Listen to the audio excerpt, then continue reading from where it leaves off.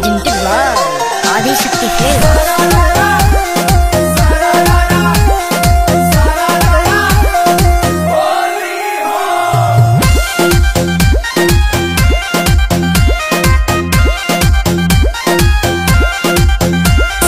फागुन के डूबल माजा में बा, बोल कमी कवन तो हर राजा में बा। काहे ऐसे करताड़ू? तब का करी?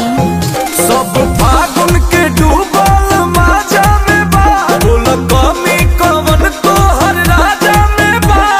सड़िया करी हलाइल जब से मनवा भइल पागल बा। हाय हाय हाय देवरे से दिलवा लागल बा, देवरे से दिलवा लागल बा। रंगवा से नहीं मन तुहरा से भागल बा। होय होय होय देवरे से दिलवा लागल बा, देवरे से दिलवा लागल बा।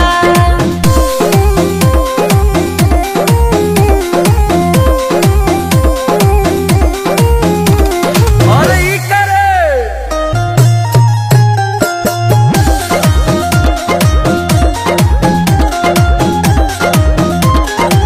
किसिम किसिम के उचोली लावे किन के, कैसे भुलाई जाई राजा ओह दिन के।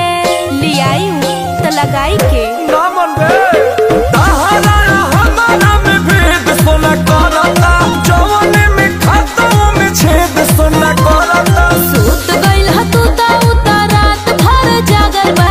हाय हाय हाय देवरे से दिलवा लागल बा, देवरे से दिलवा लागल बा।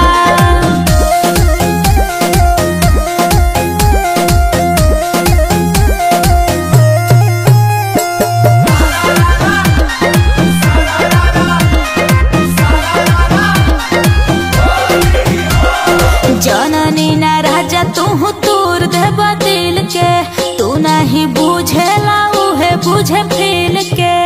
तहरा का बुझाई राजा? तोरा कुछ नहीं के बुझा।